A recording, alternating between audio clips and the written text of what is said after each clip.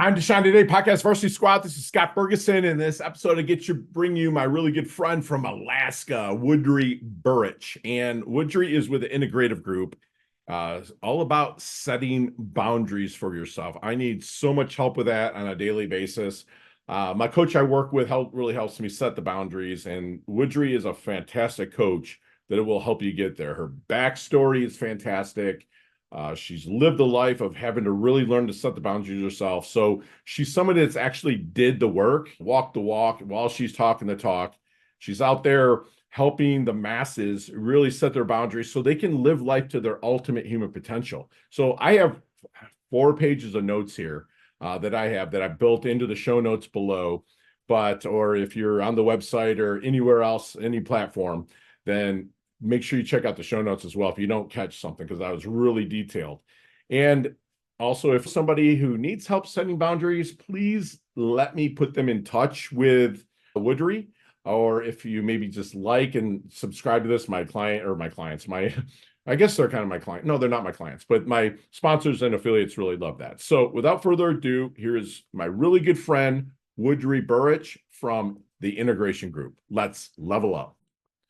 Time to shine today, Podcast Varsity Squad. This is Scott Ferguson, and I have somebody that's way north of the border, but still in the United States. She's my really good friend, Woodrie Burich from the Integration Group. And at a time of high stress, declining mental health, and rampant burnout, Woodrie went on a mission to strengthen people, drive better outcomes, and offer hope. An award-winning thought leader, author, Forbes Coaches Council member, which that's kind of a big deal, squad. That's smarty pants there. And TEDx speaker, Woodrie's known for her proprietary approach to setting boundaries and building sustainable strategies in fast-paced and high-demand environments. She brings 20 plus years of leadership. I don't know what's possible if you see her. There's no way she's been doing anything for 20 years. And change management, experience working on global tech projects and billion-dollar mergers and acquisition work. And they're building a brand, a technology that is actually going to set your world on fire. And I'm so glad that you're here, Woodrie. Thank you so much for coming on. Please introduce yourself to Time to Shine Today Podcast Varsity Squad. But first, what's your favorite color and why? Ooh, favorite color is purple. Purple. Okay. I think it's always been purple. I think it just kind of is deep and it feels, I don't know, just feels good. Yeah, and what purple is, it's my favorite color too. And you have like the blue side, which is really chill. I'm looking at the Atlantic Ocean right now, and it's nice and sunny and blue. But there's also a side of Fergie that comes out when he needs to get stuff done, and it kind of rolls to the red. And it's royal and regal because everywhere in the Bible, purple was the thing. Just look at the books of Numbers. Everything's purple in there. So let's get to the roots of Woodrie and squad. It's Woodrie, Woodrie. Isn't that right, Donnie? He messed up a spelling on something that she sent out to him yesterday, so I have to give a little hell for that. But Woodrie, let's get to the roots of you. I'd really like to kind of start because I know you're a sourdough or something you said that in Alaska there. Like she's not so much a native Alaskan, but she's born and raised there. And if you're watching on Vimeo or YouTube squad, you can kind of see the snow outside our window there. So kind of cool. Right. But no, seriously, Woodrie, what's our roots? Tell us a little bit about it.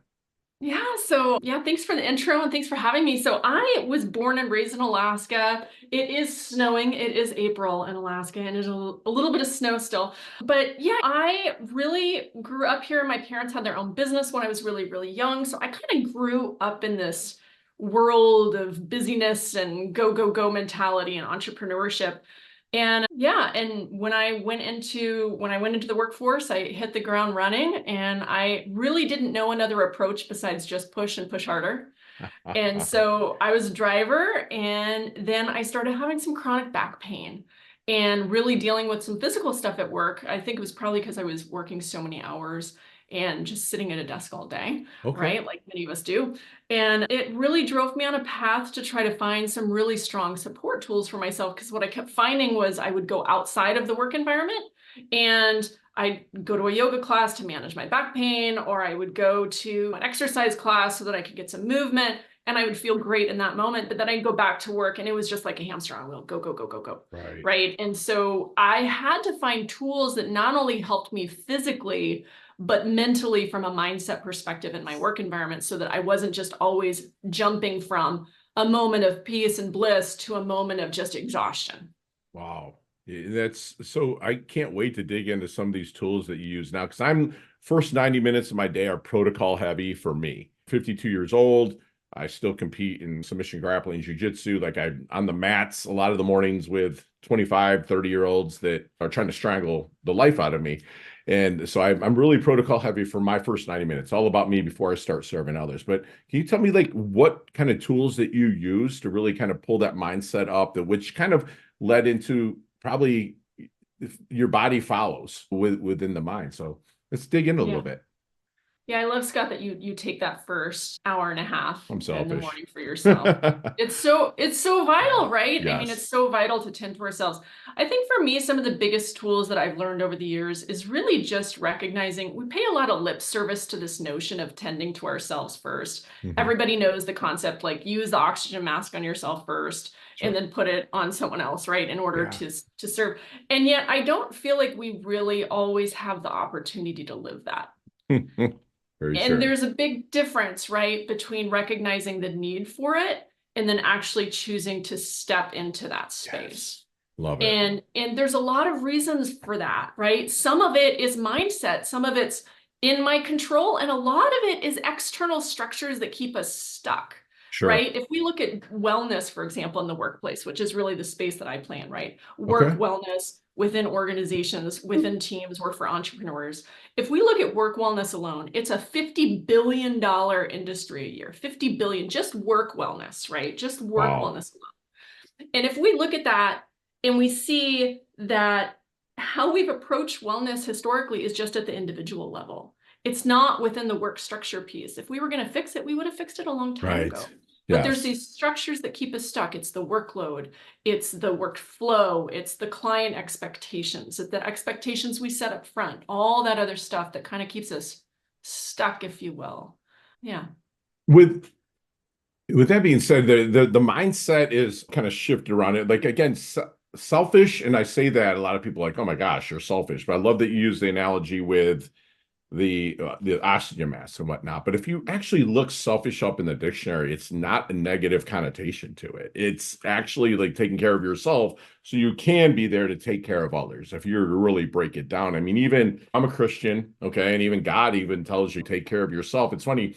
I practice yoga 2 mornings a week, and there's a lot of people in there praying the other prayers, which is fine. That to each their own. But me, I just ask for guidance to help me be my best. So, because after that 90 minutes, Woodrie, it's about others. I'm blessed to have awesome coach, or be able to coach excellent people from professional athletes, actors, actresses to house husbands and housewives. But I've got to be on point with that. And if I'm not, that boundary is not set on that first 90 minutes, I'm not me and I'm not at the best I can be. So I know that you're like the boundary awesomeness. So can you kind of step into the boundary world for me and tell me what you kind of really do to help set those boundaries for people?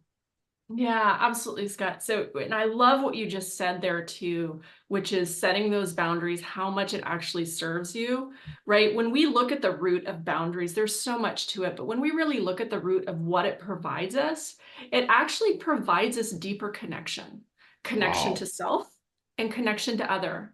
And it also helps us reclaim our power. That's really what we're doing. We're saying, here's my limit.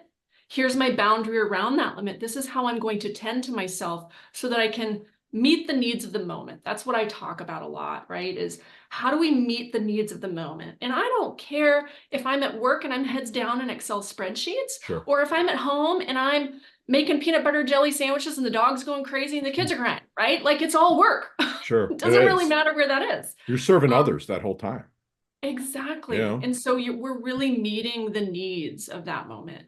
And when we're Wow. strong and healthy and supported, we can have a greater impact on everything that we touch. That's beautiful. That is, there's nothing truer than that because I love that you said the root of boundaries provides a deep connection to ourself and others. If you have this set the solid boundaries without, so what about people that might say, okay, I just can't set the boundaries. So it's not going to work. How are you handling those clients of yours? Yes, yes. It happens oftentimes, right? And I also think that initial rejection or that initial thought that we can't do it is common. Okay. One, I think one of the big challenges that we have is we don't have a lot of healthy role models modeling this for us. Mm, We can't really see, we're used to these worlds, and I used to play sports in high school and college, and I know you come from high performance. We're used to driving, and there is such value in that. We need yes. it. And for those of us who are driven from that perspective, our value and our opportunity is actually in backing off just a hair, right? Say that Because there's again. a balance. There's a balance to both of those worlds. So when we see that kind of initial resistance, if you will, to Yeah. the idea that boundaries will work, I look at two things. Well, what role models have you had? Have you ever seen someone who models very effectively how to have healthy boundaries for themselves so that they can come up and show up stronger, more present, more aware of the needs of the moment? Have you ever seen that? What does that Right. look like to you? And That's, then the other question that I ask on yeah. that resistance side of the house Yeah. is, where's the fear coming in that space? Usually that resistance is arising from anger because they're frustrated. What I Mm, find a lot of times is when there's resistance to it, there's actually frustration and anger because so they really true. want that freedom and Yeah. they don't have access to it. And a lot of it, maybe you can tell me I'm wrong, but a lot of it can come from the fear of lack, like not having. And if I don't do this, I won't get this, in a sense. Does that make sense to you? Coming from, because I was that dude. You Absolutely. know what I'm saying? It's like I used Oh yeah. to get on my team. This is years ago. I think I don't do anymore. But I mean, like my mom always said, man, don't bother her before she had her first cup of coffee. You know what I'm saying? That's how I used to be. And I adjusted myself to reclaim my own power. So if that meant I had to wake up half hour earlier to get my 60 to 90 in, then that's what I do. And I do it on the fly now. Now I make it a game. Once I started making it a game, it became a lot easier for me. So is any part of your protocol maybe trying to make it into like a game for them to play to win if they have that personality like myself? Yeah, that's a great tool. It kind of depends on the individual, Yeah. to your point. If you're kind of cut from that cloth, absolutely that's a great way to play it, right? Is play with the winning process.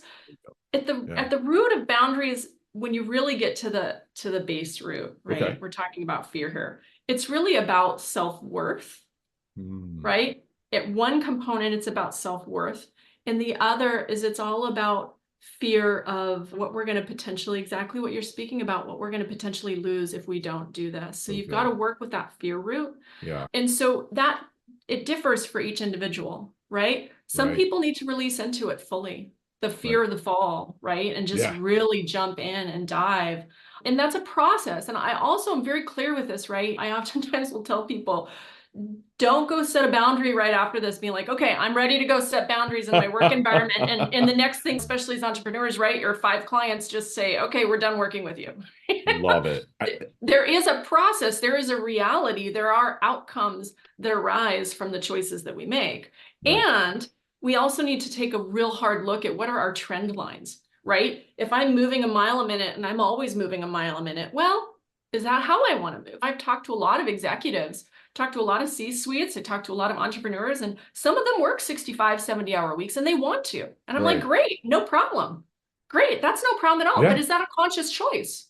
If it is, Mm. cool. Some people are on full mission. They're like, no, I'm good with that. Yeah. Great. I No love judgment. it. Thank you for giving me that grace and space for that because that's me. Like I Yeah. love working and it's my jam. But I'm saying I Yeah. have full support from my fiance. I have full support from my team. They know that they don't have to work if I'm working. I set their boundaries to, hey, this is what is expected. If you go above and beyond, great. But me, dude, if I'm doing something at 1 in the morning, it's because I want to. It's not because I absolutely have to.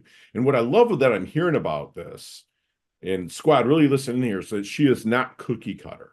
She believes that inch by inch, it's a cinch. By the yard, it's hard. She's not asking you to make a change now. She's asking you to make a change gradually. And I'm pretty positive through your protocol that you help your clients do that, correct? Yeah, absolutely. It's a process. I still practice this. I tell people all the time, I did not get into this because I had it figured out. I got into this. I got into Dude, this because I so desperately needed it. you are my sister from another mister, man. I'll tell you, like we learn on the fly a lot, don't we? Like we do, and Absolutely. adjust on the fly. I absolutely love that. So if you're maybe you coach clients one-on-one, Woodrie? I Okay. do a fair amount of one-on-one Yeah. coaching, and I You do also some coach group. teams. I do both. I do one-on-ones and a lot of teamwork. Okay.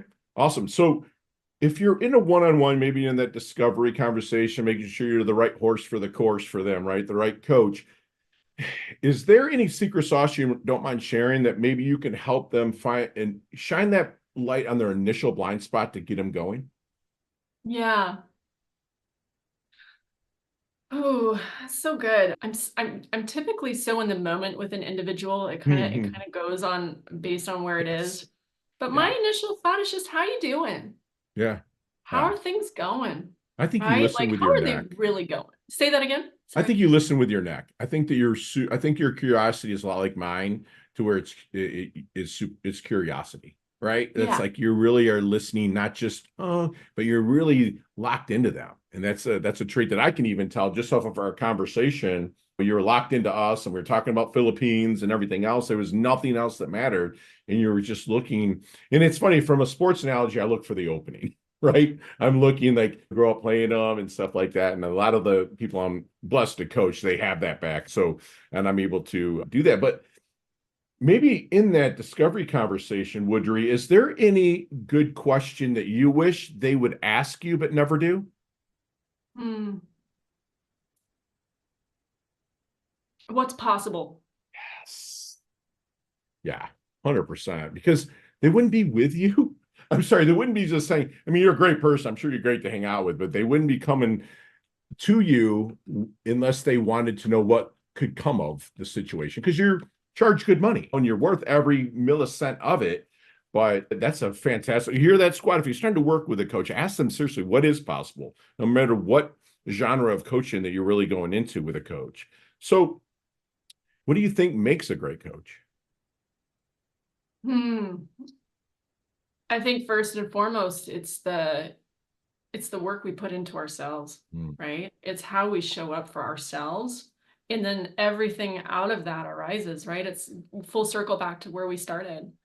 It's it's also funny that the more I get into coaching and the longer I've been doing this, You're the awesome. more This is so good. Go ahead. I Sorry. No, this is oh, good. likewise. I mean, I think that the more I get into this, the more I realize. I had a really dear friend of mine who's also a coach. And she said the older she gets, the more she just wants to have a cup of coffee with somebody or a Thank cup of you. tea, Yeah. right? Yeah. It's just, what do you need? How can I serve? Right. And where are we going? Where do you Sure. want to go? Love And it. I think we as humans, Yes. we limit we limit where we can go. And we don't Yeah. even know, right? Going back to the role model. I tell this to teams a lot and individuals. How would we ever know what is possible in terms of how we choose to work and how we choose to approach our work if we've never seen it? And I say this with total love. I adore my parents. My parents are my heroes in many ways. Mine too. And Yeah. and they'll be listening to this, I'm sure, later on. They're my biggest fans, right, to this day. And I'm so Love grateful you, they're still, Ferguson's. Love it. I know, right? Ferguson's, that's right. They're still on this earth, and I'm so grateful for that. Hmm. But the thing for me with that is my parents know this. They were massive workaholics. I was an Yeah. only child. Yeah. I was at home a lot, Sure. alone. And there is no doubt that this is why I do this work. I Wow. do this work not just because of the amount of stress on the individual. Hmm. I Hmm. do this work for the kids at home and for the community members at home. Our communities are breaking at Yeah. a very rapid rate, and they Yeah. need support and they need connection. And we aren't going to do that, and we're not going to give that to them.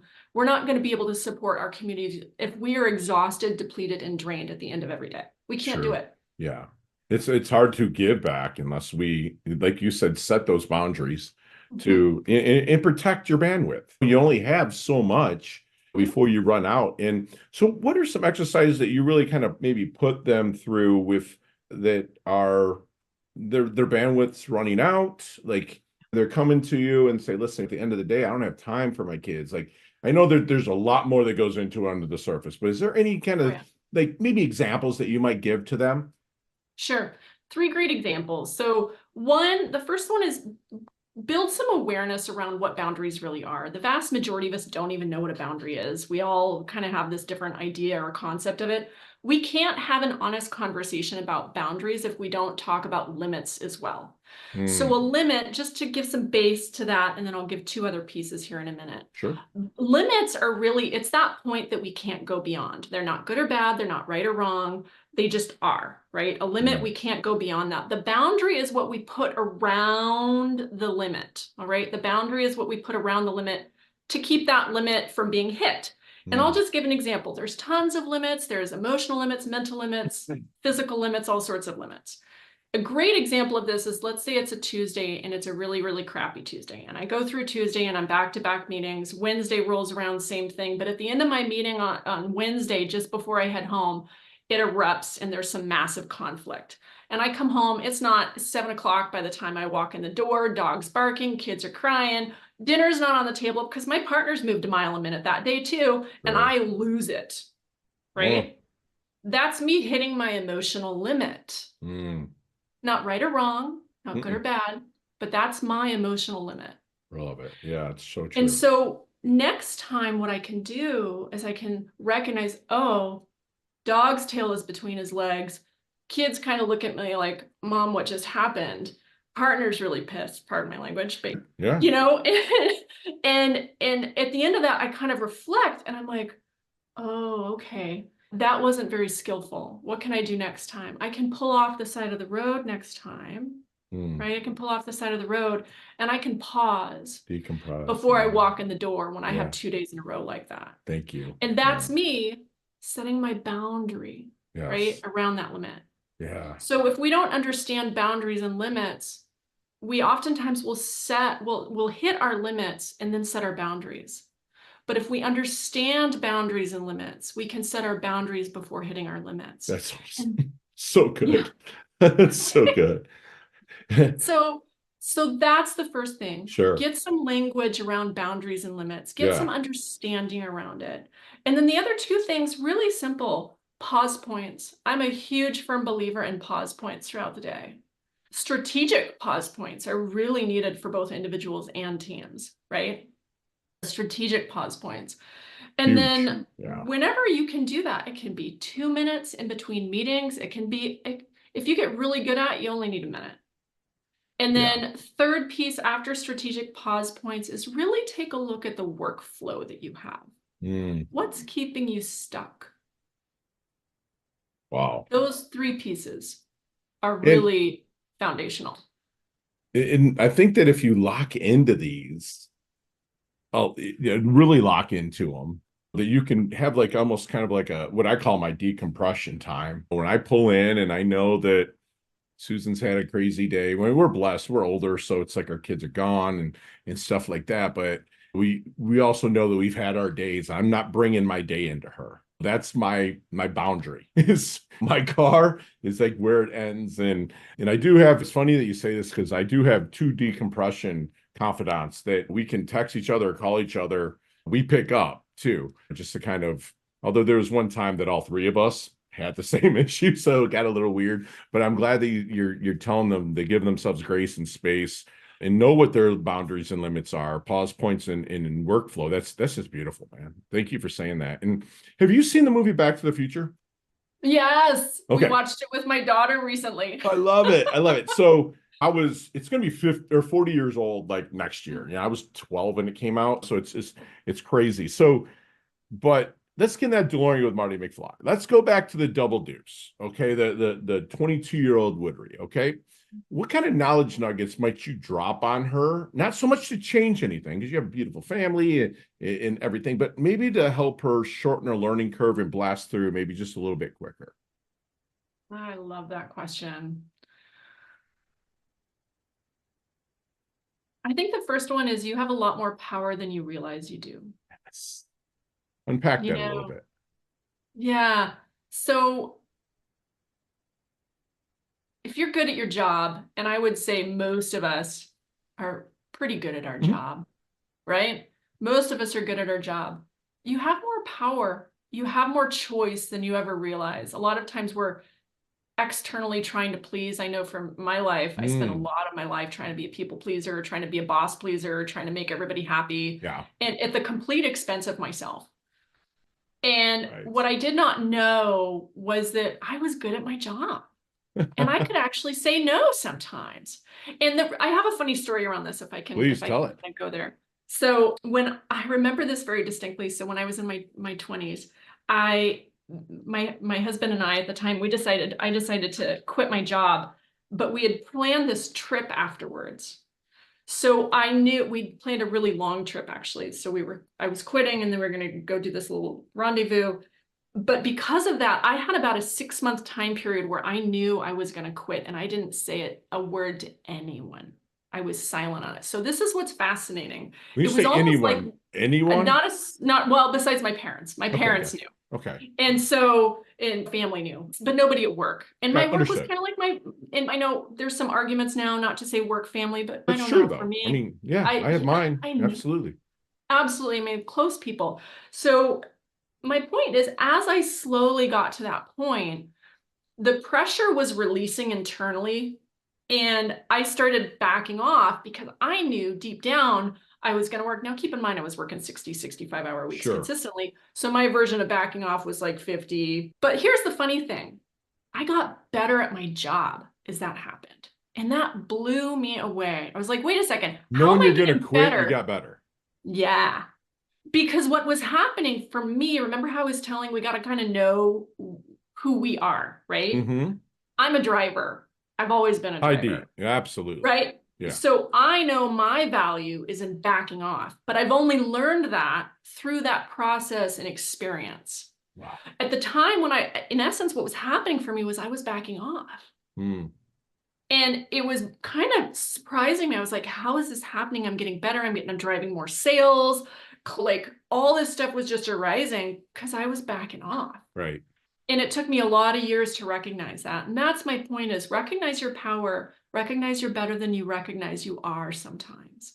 Yeah, that yeah, I'm so resonating with you on so many things. It's almost goes to like the person who's going on vacation on Friday and how much work he can get done on Thursday. You know what I'm saying? Because you have Yeah. that, you subconsciously that's coming, and like you almost knew, hey, I'm not going to be here in 6 months, but you just got so much more productive in it. It's just kind of a parallel analogy. So, how do you want your dash remembered? That little line in between your incarnation date and your expiration date, your life date and death date. Hopefully, it's way down the line. But how does Woodrie want her dash remembered? Just love. Just love. Love Just that. love. Love that. And so, then what do you think people might misunderstand the most about Woodrie? I think they assume I'm softer until they get to know me. That red side of the purple can kind of come out if need be. Love Yeah, it.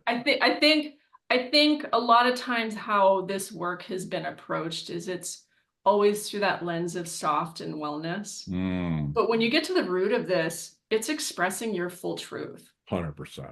And that is not always easy. You got to work through some fears. The work that I have done in this space and my clients do in this space, and I got to give a shout out to my clients. My clients are amazing. They Yeah, inspire me every day. Every day they inspire me, love that. right? This is not easy work. Boundary work is not easy, but because it's not easy work is exactly why it's so powerful. Yes. Yeah, And absolutely.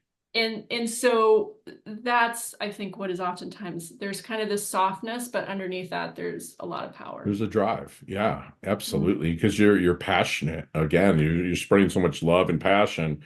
And they see that. And that's why clients come to you and they stay with you, even through the tougher parts of the terrain. Absolutely. So then what is Woodrie's definition of a life well lived? Present, Being being present? super present, Yeah. And super locked in. present. Yeah. Yeah, and we can't do that when we're exhausted, Sure. right?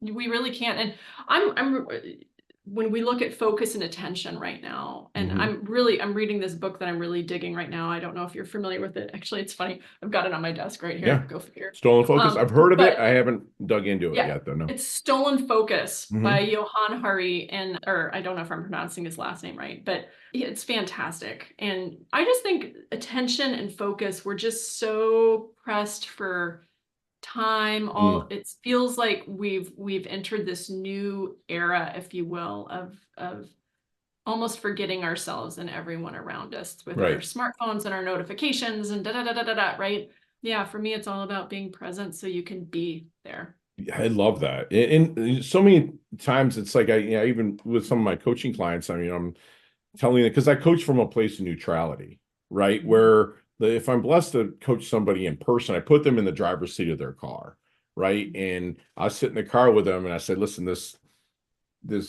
rear view mirror, it's small for a reason because that's where your past is. If you're having a lot of issues there, that's therapy. You probably need therapy there. It's a great place to visit and learn from, but we can't pull that stuff forward. The windshield, big, scary, where we going? But since 2011, they've started putting around that time, they started putting in most cars this GPS thing. And that's what I am. I mean, it's like I can't buckle the seatbelt if you so choose to start the car, put it in gear and go. But if we can kind of plug in from a neutral position of where we're going, we can get you there. And the boundaries will be set along the way. And just how you were like kind of putting that just brought that to total mind of really just being present, being neutral, and really methodical to a point, not analysis paralysis, but like just kind of like just there. And the faster time goes on most people, the better time you're having.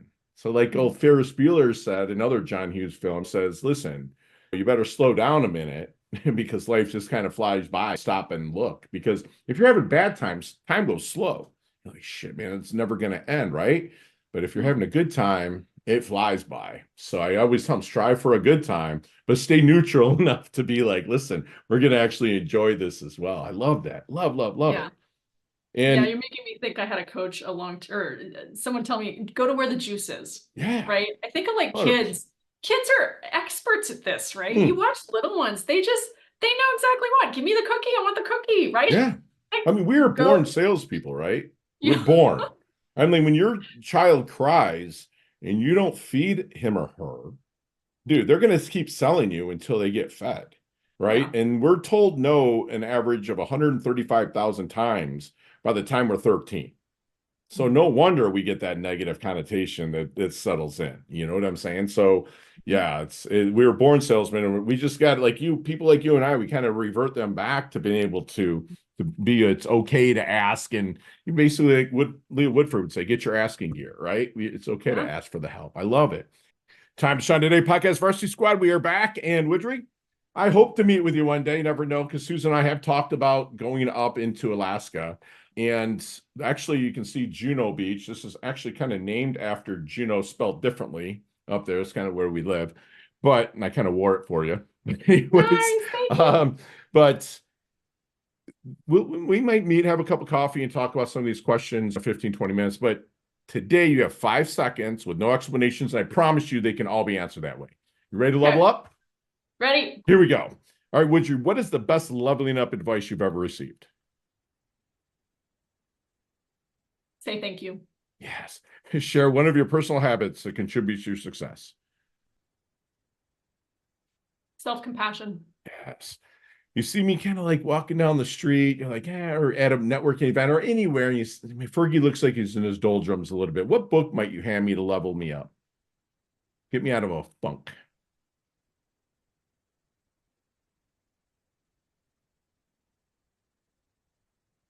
Hmm. I have so many. I think this is my challenge. I know I'm working my one word. I'm like, Ah. I have too many. Chicken soup for the soul. Oh, there you go. Love that. Your most commonly used emoji when you text. Heart. Yeah. Nicknames growing up. Woods. Woods, love it. Do you have any hidden talent and or superpower that nobody knows about until now? I love to garden. Right. Chess, checkers, or Monopoly? Monopoly. Yeah, me too. Headline for your life. Live fully. Yes. So, any superstitions do you ever buy into? Not really. Excellent. Go to ice cream flavor. I love moose tracks. There's an Me Alaskan too. version They're of moose so tracks. good. And it's kind of a combination of peanut butter and Yes, chocolate. so That's my good. combo. So good. There's the sandwich called the Wood. Build that sandwich for me. What's on it? Uh, lettuce, bacon, tomatoes, mayo. Mm. Maybe a little bit of like, if I want to get really crazy, I do like a little bit of pesto mayo. I love that you put some man candy on there. That bacon, so good. Gotta Favorite go. charity and or organization like to give your time or money to? I love so many. Covenant House in Alaska. It's for homeless youth. Oh, nice. Thank you for doing that. And the last question, you can elaborate on this one a little bit, but what's the best decade of music? 60s, 70s, 80s, or 90s? 80s. There you go. Big hair, don't care. I mean, I graduated in 1990, so it was like the 80s was my jam, and it had so much. It like phased out disco and brought in like, I mean, you had like the invasions from other countries, like U2 and Duran Duran, Culture Club, or then you had rap with the Beastie Boys and Run DMC. You had the big hair, don't care, glam rock, metal rock. Yeah, it was so fun. It's the It's best, just and so it's fun. clean. I think the reason why I love it is it's clean. I can show it to my kid, you know? I Mm, mean, like no problem. Like we're an 80s house, that's just cool. rocking it. I love it. I love it. So, Woodrie, how can we find you, love? Oh yeah, you can find me on workboundaries.com and ping us. I've got a team behind me too. Ping us anytime with questions. We really truly do love it. I'm Yeah. on LinkedIn, I'm on Facebook. We have a Boundaries Before Burnout free group as well on Facebook Oh, wow. where we There's a just do group a on handful of Facebook, videos. Boundaries for Yeah, Burnout. group on Okay. Facebook. Yeah. Excellent. Excellent. And also you do have, let me see, you have a burnout or burnt, what is it? The boot camp. Tell us about the boot Yeah. camp that you offer. Yeah, we do. So we do a monthly boot camp where we have a couple classes every month. We are sold out, I want to say until about June right now. Okay. But we open those up and it's a great class. It's two classes a month where we go through details about the basics of boundaries and how to support yourself and some really great tools and tips and tricks. Yeah, it's really nice. Is it monthly? Yeah, so we do it Okay. monthly. We do it monthly. And then Okay. what we do is a combination. We open it up to the public, and then sometimes we'll do it with just our clients as well. Oh, wow. Okay. And Yeah. what is like, do they find that on the website? Yeah, they can find Okay. it on the website. If you go under services, you'll find the spot to sign up. I think right now we have a wait list on it, Okay. and they can sign up right there. Excellent. Excellent. And I'll put all of that, make sure all of that's in the show notes for them Thank to you. visit. And please check the show notes below, Squad. And Woodrie, if you could do me one last solid and leave us with one last knowledge nugget we can take with us, internalize, and take action on. Yeah. Best action, focus on those pause points in the day. I oftentimes will share with people, I think the biggest game changer for us that I've seen is claiming strategic time for ourselves in the day. Claim that strategic time, make it part of your schedule, Yeah. and use those pause points. I love that. And Squad, I know that I picked up a lot of good tips here about like building boundaries, and I'm going to probably implement it a little bit with some of my clients. I'm not a boundary coach by any means, but if we kind of run into that and I can handle it with just a couple questions, and I'm definitely going to do that. If not, I am going to pass them off to my good friend Woodrie, who was a push and push harder kind of person, developed some chronic back pain. Like she searched and searched and searched for something to help her find that harmony in her life, right? And that she really is somebody that I respect immensely because she did the homework on herself before she really kind of rolled it into other people. She reminded us that work wellness is a $50, wouldn't that be nice? $50 billion industry. The roots of our boundaries provides us a deep connection to ourself and others. I never really thought about that, the actual roots. I understand there's boundaries that connected, but it's the roots where the meat needs the moment. And I'm kind of going off my notes here and I might be going off script. I'm going to fix all of this, but the value and the opportunity is actually in backing off just a hair. Like when you see something and you want to go forward, sometimes backing off with the boundaries and maybe talking to somebody like Woodrie will have an immense effect on you. I mean, Woodrie is somebody that is planting trees she's never going to sit in the shade of. She's somebody I immensely respect because what she's telling is going to keep passing down and passing down. And one thing also I love about her is she does things for the intention, not the attention. She's not out there saying, look at me, look at me. She's really, really dialed into you. She wants you to really find those role models that have healthy role models, like see people that you might want to emulate and get there, like live by the plus equals minus that I talk about a lot. Like every day, find someone you kind of want to emulate and see what works for them in their boundaries. And then also find someone that is equal, like me and Woodrie are kind of bouncing stuff off each other right now. And then also send that elevator down, the minus, to pull somebody up to where you're at right now. She reminds us to know what your trend lines are. Ask your coach what is possible if you're starting to work with them. And you can tell the work that a great coach puts into themselves, usually during the first discussion that you have. She reminded us that you have a lot more power than you realize that you do. Really dig into your pause points, dig into your workflow. I'm abbreviating so much stuff that she went into depth with. So if you want to rewind and go and listen to it again, please feel free to do that. If not, please let me make a warm introduction to my good friend Woodrie, who levels up her health. She levels up her wealth. She's humble, yet she's hungry. She sets those boundaries. She's absolutely stunning. She's earned a varsity squad letter here at Time to Shine today. Thank you so much, Woodrie, for coming on. Absolutely love your guts. Thanks so much. You're So great to welcome. join you. Yay. Chat soon.